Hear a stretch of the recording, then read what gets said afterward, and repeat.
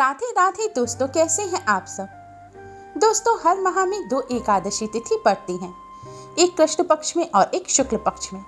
ज्येष्ठ महीने के शुक्ल पक्ष में पड़ने वाली एकादशी को निर्जला एकादशी कहा जाता है। धार्मिक शास्त्रों के अनुसार इस एकादशी को साल में पड़ने वाली 24 एकादशियों में सबसे श्रेष्ठ माना जाता है और ऐसी मान्यता है कि निर्जला एकादशी का व्रत करने से साल में पड़ने वाली 24 एकादशियों के व्रत करने के समान फल प्राप्त होता है। एकादशी तिथि भगवान विष्णु जी को समर्पित है। विष्णु भगवान को एकादशी तिथि अति प्रिय है। धार्मिक मान्यताओं के अनुसार इस दिन भगवान विष्णु की पूजा करने से सभी मनोकामनाएं पूरी होती हैं। दोस्तों, इस बार ज्येष्ठ मास की शुक्ल पक्ष की एकादशी तिथि 30 मई की दोपहर 1:07 पर शुरू होगी और इसका समापन 31 मई की दोपहर 1:45 पर होगा। इसलिए इस बार निर्जला एकादशी का व्रत 31 मई दिन बुधवार को रखा जाएगा और व्रत का पारण 1 जून को किया जाएगा। इस बार व्रत पारण यानी कि व्रत खोलने का शुभ मुहूर्त 1 जून की सुबह 5:24 से सुबह 8:10 तक का रहेगा। द्वादशी तिथि 1 जून को दोपहर 1:39 पर समाप्त होगी। इसलिए व्रत का पारण दोपहर 1:39 से पहले अवश्य ही कर लें, तभी व्रत का पूर्ण फल प्राप्त होगा। दोस्तों, इस बार निर्जला एकादशी पर स्वास्थ्य सिद्धि योग बन रहा है। इस योग में जो भी व्रत या पूजन किए जाते हैं वह कई गुना अधिक पुण्य फलदायी होते हैं। दोस्तों, साल की सभी 24 एकादशियों में से निर्जला एकादशी सबसे अधिक महत्वपूर्ण एकादशी है। बिना पानी के व्रत को निर्जला व्रत कहते हैं और निर्जला एकादशी का उपवास किसी भी प्रकार के भोजन और पानी के बिना किया जाता है। उपवास के कठोर नियमों के कारण सभी एकादशी व्रतों में निर्जला एकादशी व्रत सबसे कठिन होता है। निर्जला एकादशी व्रत को करते समय श्रद्धालु लोग भोजन ही नहीं बल्कि पानी भी ग्रहण नहीं करते। जो श्रद्धालु साल की सभी 24 एकादशियों का उपवास करने में सक्षम नहीं है, उन्हें केवल निर्जला एकादशी उपवास करना चाहिए, क्योंकि निर्जला एकादशी उपवास करने से दूसरी सभी एकादशियों के उपवास करने का पुण्य फल प्राप्त होता है। भगवान विष्णु के वे सभी भक्त जो स्वस्थ हैं और व्रत कर सकते हैं, चाहे वह महिला हो, पुरुष हो, कुंवारी कन्याएं हो, कुंवारे युवक हो, सभी को निर्जला एकादशी का व्रत अवश्य ही करना चाहिए। निर्जला एकादशी से संबंधित एक पौराणिक कथा है। इस कथा के अनुसार पांडव एकादशी। दोस्तों, पांडवों में भीम खाने पीने के अत्यंत शौकीन थे। वह अपनी भूख पर नियंत्रण नहीं कर पाते थे, इसलिए वह एकादशी का व्रत नहीं करते थे। लेकिन उन्हें लगता था कि एकादशी का व्रत ना करके वह भगवान विष्णु का अनादर कर रहे हैं। इस दुविधा से उबरने के लिए भीमसेन महर्षि व्यास जी के पास गए। तब महर्षि व्यास जी ने भीमसेन को साल में एक बार निर्जला एकादशी व्रत को करने की सलाह दी और कहा कि निर्जला एकादशी साल की 24 एकादशियों के तुल्य है। तब भीमसेन ने इस व्रत को रखा। तभी से निर्जला एकादशी को पांडव एकादशी, भीमसेनी एकादशी या भीम एकादशी के नाम से भी जाना जाता है। दोस्तों, निर्जला एकादशी व्रत के महत्व को जानने के बाद आइए अब जानते हैं निर्जला एकादशी व्रत की विधि। व्रत में किस तरह से पूजन करें, किन नियमों का पालन करें, क्या ना करें और निर्जला एकादशी के दिन किन वस्तुओं का दान करें। दोस्तों, निर्जला एकादशी का व्रत भी अन्य एकादशी व्रत की तरह 10वीं तिथि से ही शुरू हो जाता है। व्रत रखने वालों को 10वीं तिथि के दिन केवल एक समय सात्विक भोजन ग्रहण करना चाहिए। भोजन में मांस, प्याज, लहसुन, मसूर की दाल, बैंगन आदि चीजों का भूलकर भी सेवन नहीं करना चाहिए। 10वीं तिथि पर सूर्यास्त के बाद कुछ भी खाना नहीं चाहिए। 10वीं की रात्रि को ब्रह्मचर्य का पालन करना चाहिए और भोग विलास से दूर रहना चाहिए। निर्जला एकादशी पर सुबह जल्दी उठकर घर की सफाई करें। ध्यान रखें, आज के दिन घर की सफाई करते समय, झाड़ू पोंछा करते समय विशेष सावधानी बरतें, क्योंकि इस दिन किसी भी सूक्ष्म जीव की हत्या अगर आपके हाथों से हो जाती है तो इससे आपको महापाप लगेगा। इसलिए हो सके तो व्रत रखने वाले घर में झाड़ू पोंछा ना करें। अगर घर में कोई और करने वाला नहीं है तो झाड़ू लगाते समय विशेष सावधानी बरतें। इसके बाद स्नान करके स्वच्छ वस्त्र धारण करें। अब आप अपने मंदिर की सफाई करें। मंदिर में भगवान जी की जितनी भी तस्वीर हैं सभी को साफ कपड़े से पोंछें और भगवान जी की जितनी भी प्रतिमा हैं उन्हें स्नान कराएं और स्वच्छ वस्त्र धारण कराएं। इसके बाद भगवान श्री हरि विष्णु जी को लड्डू गोपाल जी को पंचामृत से स्नान कराएं। पंचामृत यानी कि दूध, दही, घी, शहद और शक्कर। पंचामृत से स्नान कराने के पश्चात अब आप भगवान जी को पीले रंग के वस्त्र पहनाएं और भगवान जी का श्रृंगार करें। हो सके तो आज के दिन भगवान जी को नए वस्त्र पहनाएं।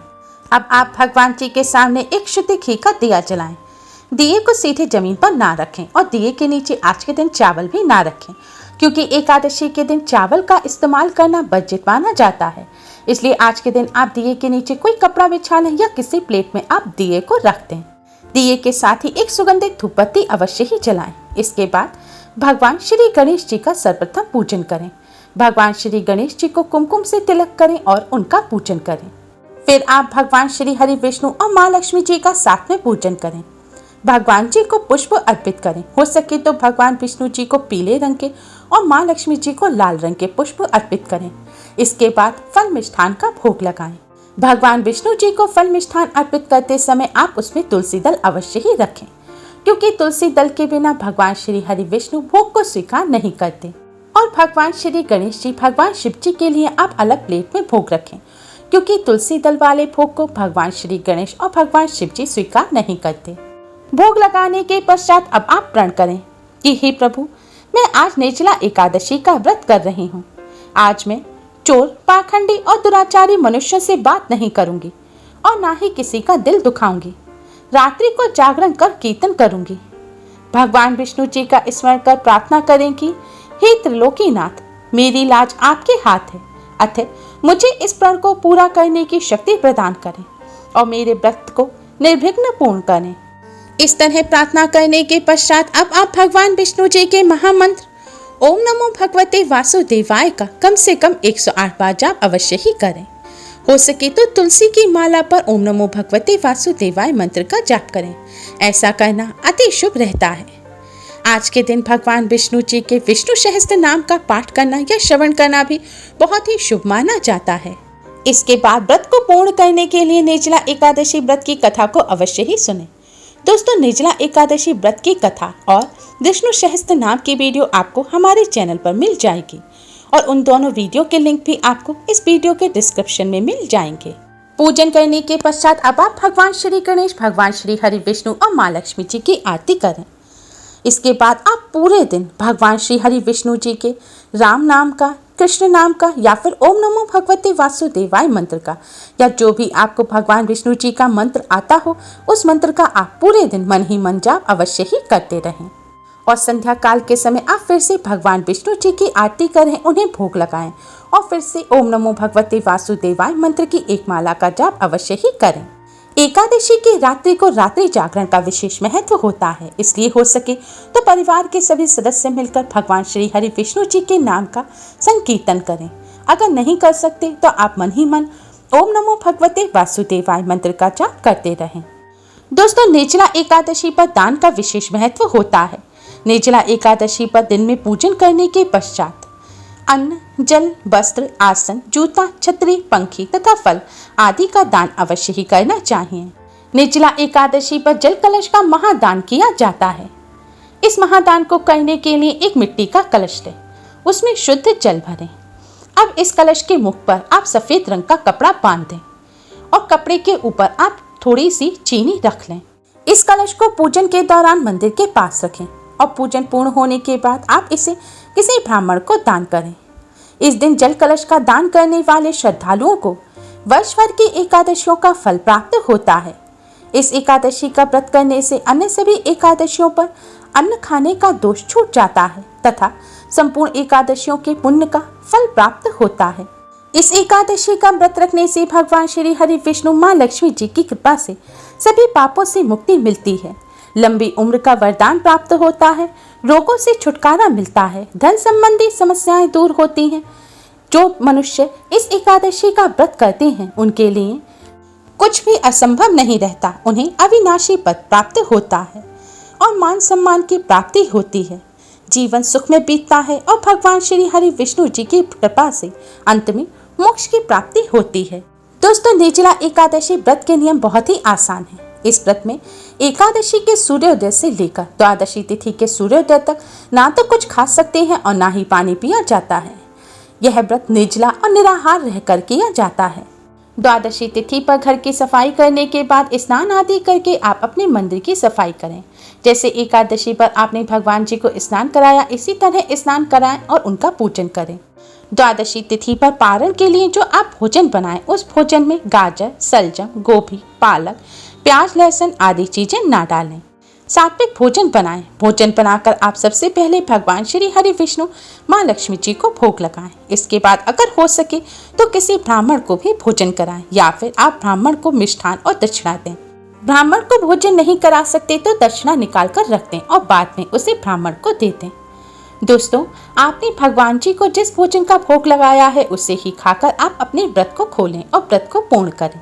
निर्जला एकादशी के दिन सिगरेट भी नहीं पीनी चाहिए। इसके साथ ही आप नाखून ना काटें, बाल ना काटें और महिलाएं सिर भी ना धोएं। आज के दिन ब्रश भी ना करें और तुलसी जी के पत्ते भी ना तोड़ें। भगवान विष्णु जी को भोग लगाने के लिए तुलसी दल आप एक दिन पहले ही तोड़कर रख लें। इसके साथ ही आज के दिन क्रोध नहीं करें, मधुर वचन बोलें, किसी से लड़ाई झगड़े ना करें, किसी की निंदा ना करें, किसी की बुराई ना करें, किसी का दिल ना दुखाएं। फूल पत्ते भी ना तोड़ें, किसी पेड़ को भी नुकसान ना पहुंचाएं और ना ही किसी जीव को नुकसान पहुंचाएं। दसवीं, एकादशी और द्वादशी पर व्रत खोलने तक चावल और जौ का सेवन नहीं करना चाहिए। दसवीं एकादशी और द्वादशी पर पारण करने तक आप तामसिक चीजों का सेवन ना और पूर्ण ब्रह्मचर्य का पालन करें। इस दिन आपके द्वार पर अगर कोई कुछ मांगने आता है तो आप भूलकर भी उस व्यक्ति को खाली हाथ ना लौटाएं। दोस्तों, भगवान श्री हरि विष्णु माँ लक्ष्मी जी की असीम कृपा प्राप्त करने के लिए आप इस विधि से निर्जला एकादशी का व्रत अवश्य ही करें। ऐसा करने से भगवान श्री हरि विष्णु माँ लक्ष्मी जी की कृपा से आपके जीवन के सभी कष्ट दूर हो जाएंगे और आपका जीवन सुख में बीतेगा। इसके साथ ही आपको सभी एकादशियों के पुण्य का फल प्राप्त होगा। आप अगर अन्य एकादशियों का व्रत नहीं रख पाए हैं तो अन्य एकादशियों पर आपने जो अन्न खाया था वह भी दोष मिट जाएगा। इस एकादशी का व्रत रखने से सभी पाप, दुख, दरिद्रता, गरीबी, परेशानी दूर हो जाती हैं। भगवान श्री हरि विष्णु माँ लक्ष्मी जी की असीम कृपा प्राप्त होती है। उम्मीद है आपको हमारी ये वीडियो पसंद आई होगी। प्लीज़ लाइक करें। हमारी इस वीडियो को अपने फ्रेंड्स और रिश्तेदारों में ज़्यादा से ज़्यादा शेयर करें जिससे वह भी इसका लाभ उठा सकें। हमारी और भी वीडियोस के लिए हमारे चैनल को सब्सक्राइब करना ना भूलें। Thanks for watching. Radhe Radhe.